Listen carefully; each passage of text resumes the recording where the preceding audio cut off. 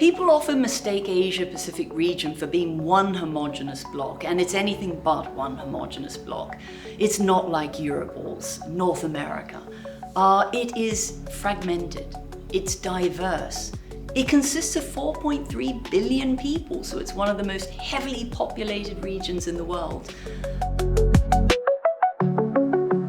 So the way we need to focus on the Asia-Pacific is more to look at the sub-regions.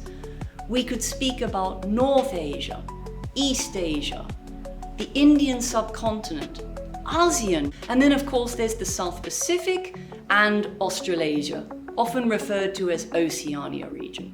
It is growing at a tremendous rate and it has enormous potential.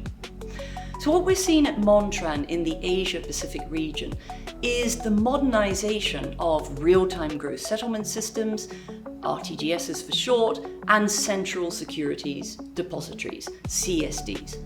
And we're seeing a number of recurring trends for both the RTGSs and the CSDs, so both in the payment side of life as well as the securities side of life.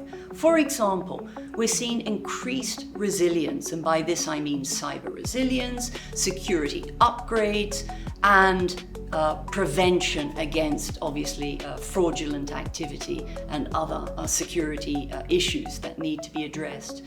There's greater access.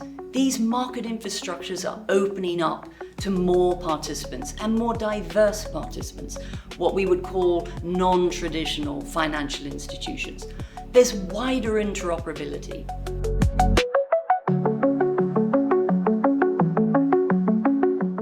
They are focusing on improved user functionality. By this I mean they're looking at extending their operations to possibly 24/7.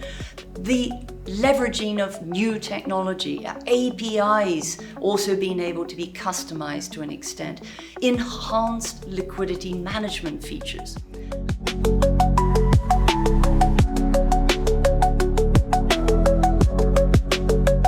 At the same time, on the security side of life, asset tokenization and leveraging the DLT technology is becoming more and more prevalent, even though it's early days.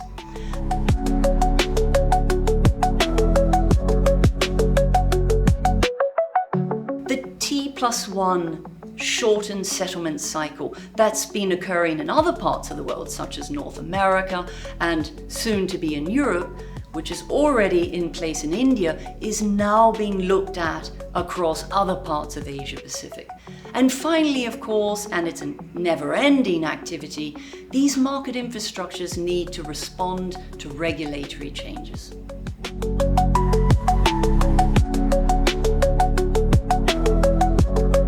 So in relation to the RTGS and CSD modernization activities, we're seeing an adoption of advanced technologies.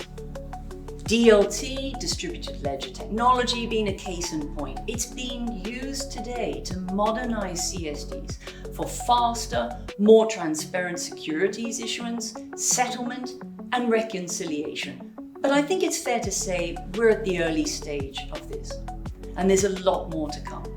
Secondly, automation and leveraging generative AI, artificial intelligence. We're seeing this particularly in terms of optimizing liquidity management in the RTGS space and streamlining collateral allocation in the central securities depositories.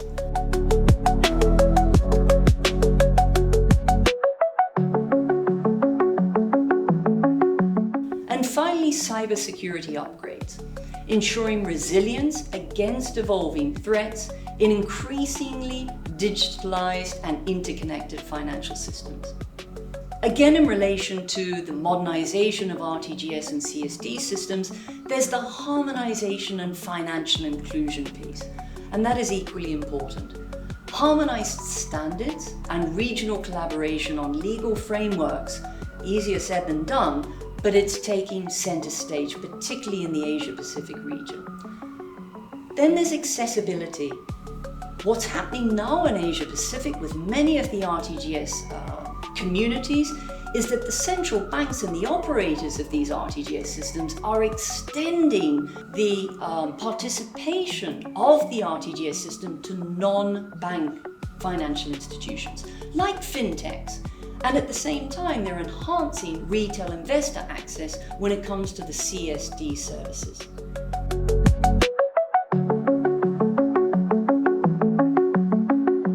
And finally, green finance.